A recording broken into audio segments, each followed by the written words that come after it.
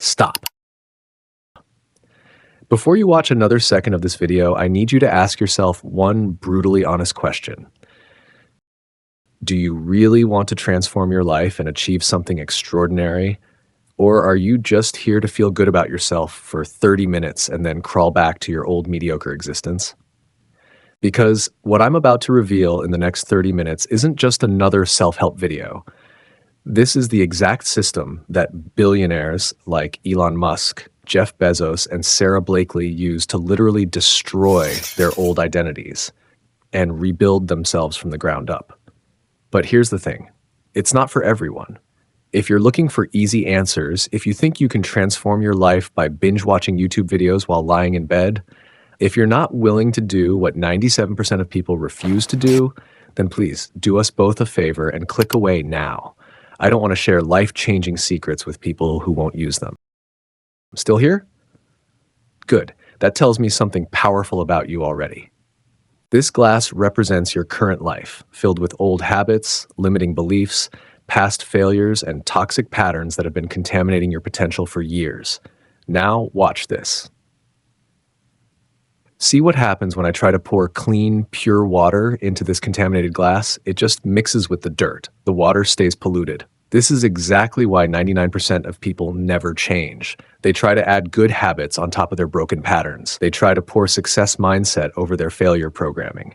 It's like trying to fill a full glass. Impossible. But here's the billion-dollar secret that changed everything for me and thousands of others. First, the glass must be emptied. You cannot become who you're meant to be while clinging to who you used to be. In the next 30 minutes, I'm going to show you exactly how to empty your glass and fill it with the identity of your dreams. Let me tell you about Sarah. Sarah was 35, trapped in a soul-crushing job, 40 pounds overweight, drowning in debt, and hadn't felt genuinely happy in years. Every morning, she'd look in the mirror and see the same person. Someone who wasn't good with money, someone who didn't have willpower, someone who wasn't meant for success. Sarah had become a prisoner of her own identity. And here's the terrifying truth. So have you. Your brain right now has a complete image of who you are.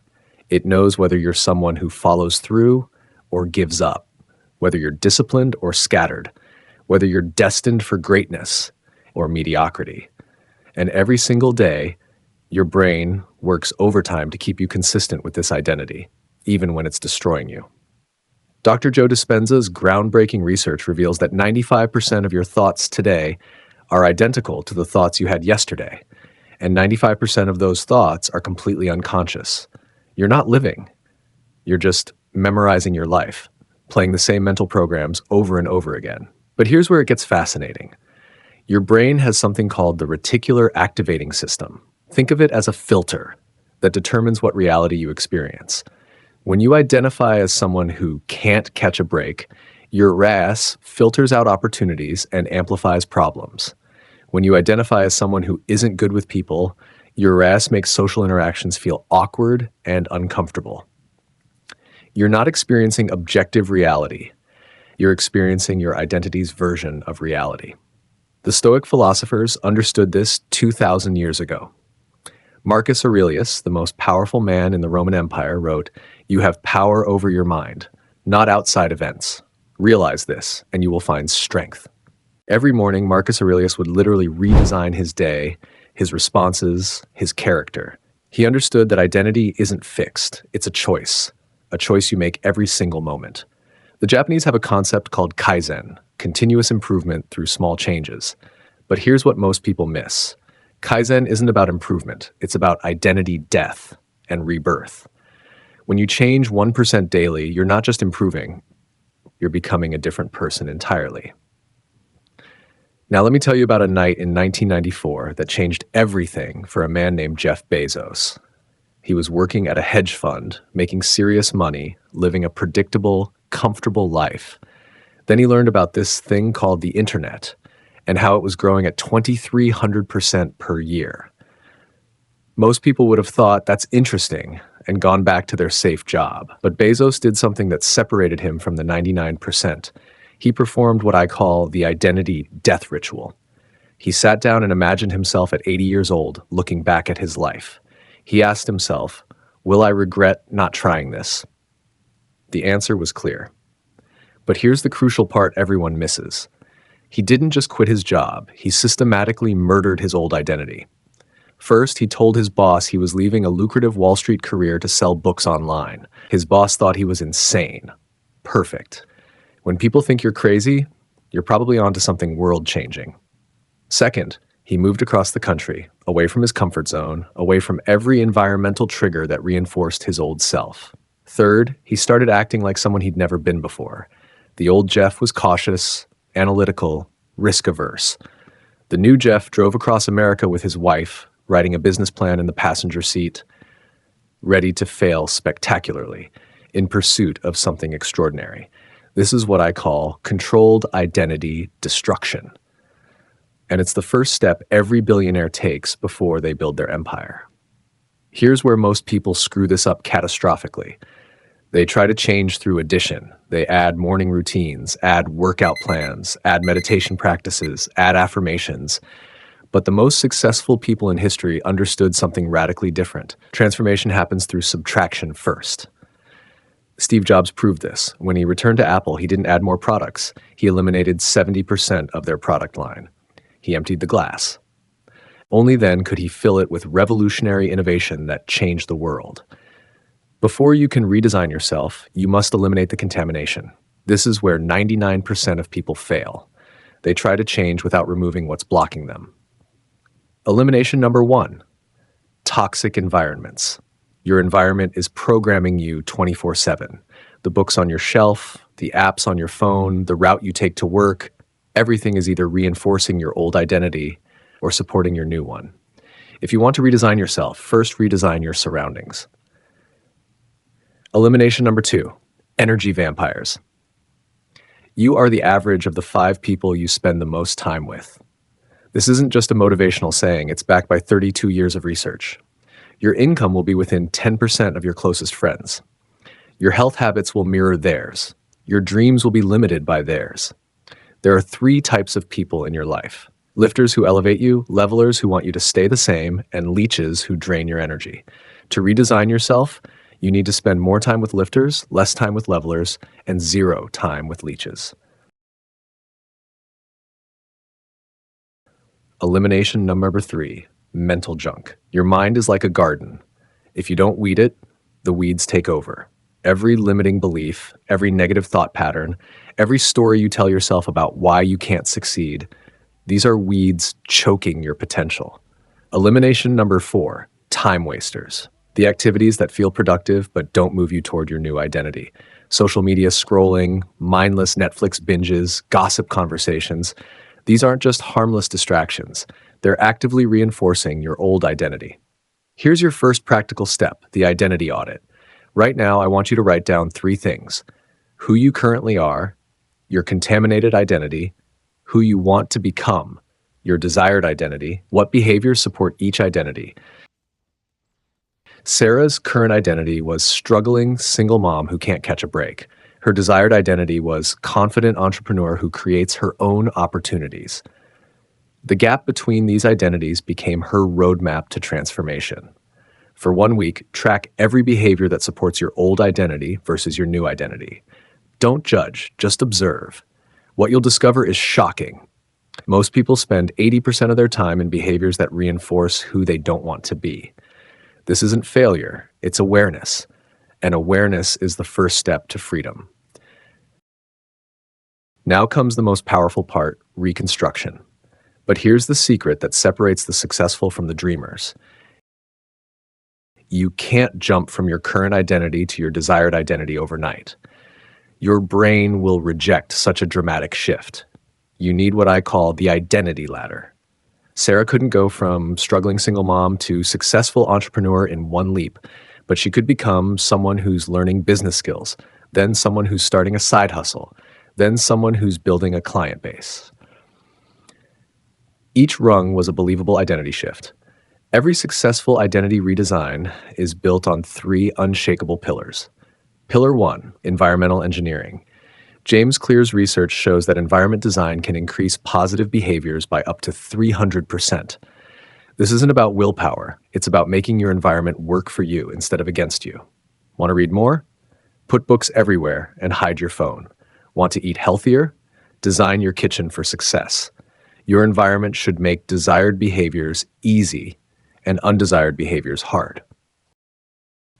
Pillar 2, social architecture. The Framingham Heart Study tracked 12,000 people for 32 years and found that behaviors spread through social networks like viruses. If you want to redesign yourself, you must first redesign your social circle. Find people who already embody your desired identity, not to use them, but to be influenced by their standards, their thinking, their daily habits. You literally become who you spend time with. Pillar 3, cognitive restructuring. Here's what most people don't understand. You don't change your thoughts by thinking different thoughts. You change your thoughts by taking different actions. Action changes thought. Thought reinforces identity. Identity drives more action. This is the cycle of transformation. Choose one small behavior that your desired identity would do daily. For Sarah, it was reading business books for 15 minutes every morning. Do this behavior for 30 days, not to form a habit, but to collect evidence of your new identity. Each day you do it, you're proving to yourself, I am someone who invests in their growth. By day 30, something magical happens. Your brain starts to believe the new story. You've literally rewired your neural pathways through repetitive action. This is what I call acting your way into being. You literally act your way into a new identity. Here's something that will blow your mind. The same force that evolved humans from single-celled organisms is operating inside you right now. Evolution isn't just biological, it's psychological. For billions of years, life has been redesigning itself, adapting, evolving, becoming more complex, more capable, more conscious. You are not separate from this process. You are this process. A caterpillar doesn't improve itself into a butterfly. It completely dissolves its old form and reconstructs itself from the cellular level up. During metamorphosis, the caterpillar literally digests itself. Its old structure becomes the raw material for its new form. This is what real transformation looks like. Not addition, but complete reconstruction. Not improvement, but metamorphosis. Think about compound interest. If you invest $1,000 at 10% annually, in 50 years, you have $117,391. But here's what's incredible. Identity compounds faster than money. Every day you act from your new identity, you're not just building a habit, you're compounding your transformation. Day 1, you're pretending. Day 30, you're practicing. Day 100, you're becoming. Day 365, you are. Remember Sarah? Here's what happened when she applied these principles. Month 1, she eliminated toxic friendships and created a morning routine focused on business learning. Month 3, she started a small online consulting business while keeping her day job. Month 6, her business income matched her salary. She was no longer a struggling single mom. She was an emerging entrepreneur. Month 12, she quit her job, tripled her income, lost 35 pounds because her new identity valued health, and met her future husband at a business networking event. Same person, completely different identity. Different thoughts, different actions, different results, different life. Here's your complete blueprint for redesigning yourself. Step 1, the identity audit. Current identity versus desired identity. Behavioral inventory, environmental assessment. Step 2, the great elimination. Remove toxic environments, people, thoughts, and activities. Create space for your new identity to emerge. Step 3, environmental redesign. Engineer your environment for success. Make good behaviors easy and bad behaviors hard. Step 4, social architecture. Find mentors and peers who embody your desired identity. Join communities aligned with your new self. Step 5, daily identity practice. Choose one behavior your desired identity would do daily. Execute consistently for 30 days minimum. Collect evidence of your transformation. Here's the truth that will set you free. You are not your past. You are not your current circumstances. You are not your old identity. You are pure potential, constantly evolving, always capable of redesign. Right now, you have a choice. You can keep trying to add clean water to a dirty glass, or you can empty the glass completely and fill it with exactly what you want. This is your moment, not tomorrow, not next week, not when you feel ready, right now. But here's my final challenge to you. I know most of you won't do this. You'll watch this video, feel inspired for about 10 minutes, then go back to your old life. And that's fine. Not everyone is meant for greatness. But if you're different, if you're serious about transformation, if you're part of the 3% who actually takes action, then you'll treat this like the life or death situation it is, because that's exactly what it is, the death of your old self and the birth of your new one. What is one behavior your desired identity would do today? Do that. Right after this video ends, not because you have to, but because that's who you're becoming.